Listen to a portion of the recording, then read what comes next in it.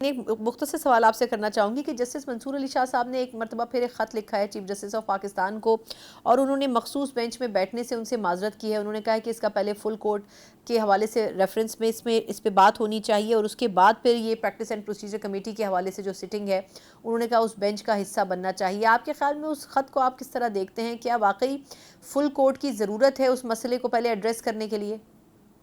میں تو سمجھتا ہوں فل کورٹ کا، کیونکہ ابھی بھی کوئی یہ جو ترمیم بھی آئی ہے اس میں تو کہیں اس طرح کی کوئی بات نہیں لکھی ہوئی کہ آپ فل کورٹ نہیں بنا سکتے. یہ چیف جسٹس کا اور جو کمیٹی ہوگی ان کا پورا اختیار ہے under the practice and procedure کو کر. لیکن وہاں بینچز کی بات کی ہوئی ہے، کہیں یہ تو نہیں لکھا ہوا کہ فل کورٹ نہیں بن سکتا.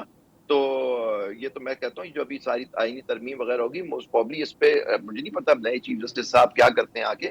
لیکن آئی ایم شیور پہلے حکومت تو ہمیشہ ہی جو ان کے لوگ تھے ہمیشہ کہتی تھی full court full court. Hopefully اب اس دفعہ فل کورٹ بن کے یہ سارے مسئلے حل ہو. کیونکہ دیکھیے اس میں یہ جلدی کی ترمیم ہے، یہ چھپائی بھی ترمیم ہے، اس میں نہ ڈیبیٹ ہوئی ہے نہ اس میں یہ چیزیں ہوئی. جیسے انصار عباس کی آپ کہہ رہے ہیں انہوں نے آج ایک چیز کوٹ کی ہے، تو ضرور اس کو دیکھنا پڑے گا کہ اس کے اندر یہ بینچز کس طرح سے کانسٹیٹیوٹ ہوں گی، اس کے جج کی کیا حیثیت ہوگی، وہ چیف جسٹس سے بڑا جج ہوگا یا کیا ہوگا. یعنی صحیح. چیف جسٹس نے بھی تو آئین کا اس آئین کے تحت ہی حلف اٹھایا ہے، اس آئین کو پروٹیکٹ کرنا ہے انہوں نے. تو یہ سب چیزیں ابھی سامنے آئیں گی، اور اس میں یہ اتنا آسان نہیں ہے جتنا وہ سمجھ رہے تھے کہ جوڈیشری کو اس طرح تباہ کر دیں گے. لیکن دیکھیے انہوں نے اپنی پارلیمنٹری کمیٹی کو پورا کر دیا چیف جسٹس کے چناؤ کے لیے. انہوں نے اپنی ایک پارلیمانی کمیٹی کے تھرو اب یہ پروسیس کر دیا جس میں ٹھیک. آئین میں لکھا ہوا تھا کہ 175A میں، اور اس میں ججمنٹس بھی ہیں کہ آپ 175A کو اس طرح ترمیم نہیں کر سکتے کہ آپ چیف جسٹس کی پرائمیسی یا ججز کی پرائمیسی کو ختم کر دیں اس کے اندر. تو یہاں تو بالکل ہی ختم ہو گیا. آپ دیکھیے بالکل ٹھیک. سر پہلے تو یہ فرمائیے گا کہ آج ایک بڑی امپورٹنٹ کیس تھا جو کہ توشہ خانہ 2 کا کیس تھا، اور اس میں عمران خان صاحب کی اہلیہ کو رہائی ملی. گزشتہ روز کا یہ فیصلہ تھا. آپ کے خیال میں یہ جو 9 ماہ کا سفر انہوں نے کیا جیل میں رہتے ہوئے اور اب ان کو ضمانت پر رہائی ملی ہے، تو یہ کیس اب اس کا آگے سلسلہ کیسے چلے گا؟ کیا یہ کیس اب ختم سمجھا جائے یا پھر یہ کیس میں ان کی پیشی ہوگی؟ اور دوسرا سر، توشہ خانہ کے حوالے سے اسلام آباد ہائی کورٹ میں بھی اب کیس سماعت کے لیے لگ چکا ہے. تو آپ کیا کہیں گے، کیا یہ کیسز اب اپنے منطقی انجام کی طرف جاتے نظر آ رہے ہیں؟ بسم اللہ الرحمن الرحیم.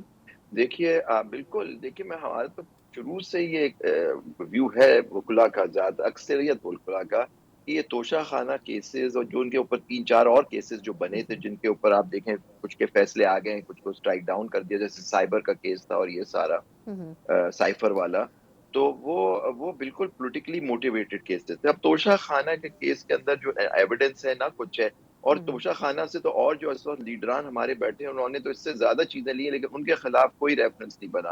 اور پھر آپ نے دیکھی یہ جو نیب کی امینڈمنٹس آ چکی ہیں، اور نیب کی امینڈمنٹس جو ہیں وہ اب آپ نے دیکھا کہ وہ اس سے جو اماؤنٹ ہے وہ بھی 50 کروڑ سے اوپر کے کیسز کر دیا. اور آپ کو کیا بینیفٹ ملا، کیا یہ ساری چیزیں کرنے کے بعد تو ویسے ہی میں سمجھتا ہوں توشہ خانہ کیسز ختم، یہ جو نیب کے ریفرنسز ہیں توشہ خانہ میں یہ ویسے ہی ختم ہو جانے چاہیے، جیسے اور لیڈران پہ ختم ہو گئے. کسی پہ تو 16 ارب کا کیس ختم ہو گیا آپ نے دیکھا. تو اب دیکھیے اب آپ کہہ رہی ہیں کہ اسلام آباد ہائی کورٹ میں رکھ گیا ہے. اب کورٹ دیکھیے اس کے اندر جو ایویڈنس ہوئی تھی اور جس طرح سے اس کیس کا فیصلہ ہوا تھا وہ اب کورٹ ڈیسائیڈ کرے گا کہ وہ صحیح ہے یا غلط ہے. اس کے بعد اور نیا جو لا آ گیا ہے اس کو بھی مد نظر رکھنا پڑے گا. لیکن توشہ خانہ 2 تو بالکل ہی موٹیویٹڈ کیس تھا، کیونکہ توشہ خانہ 1 میں آپ نے دیکھا ان کی رہائی ہو گئی تھی، وہ کنوکشن. اب دیکھیے اب آپ نے بات پوچھی، اس وقت ان کو بیل ہوئی ہے. عمران خان صاحب جیل میں ہیں اسی کیس میں، اس میں شاید ان کا گرفتاری ڈالی تھی انہوں نے. تو اب لیکن دیکھیے جو بیل ہوتی ہے اس کا مطلب یہ ہوتا ہے کہ آپ کی جو کنوکشن ہے وہ ختم نہیں ہوئی ہے، مطلب کہ ابھی کنوکشن تو ہوئی نہیں ہے اس کیس میں. تو اب دیکھنا یہ ہوگا کہ وہ کیس اب جب چلے گا اس میں ان کو تو بالکل اگر انلیس کورٹ ایگزیمپٹ کرتا ہے کسی کو تو ان کو جانا پڑے گا، پیش ہونا پڑے گا عدالت میں. لیکن بالکل میں ٹھیک. سمجھتا ہوں کہ یہ کیسز کی ویسی ہی کوئی لیگل میرٹ نہیں ہے، اور یہ کیسز پہ ان کے وکلا کو چاہیے کہ اس کے کوشمنٹ کی اپلیکیشن ڈالیں وہ. درست.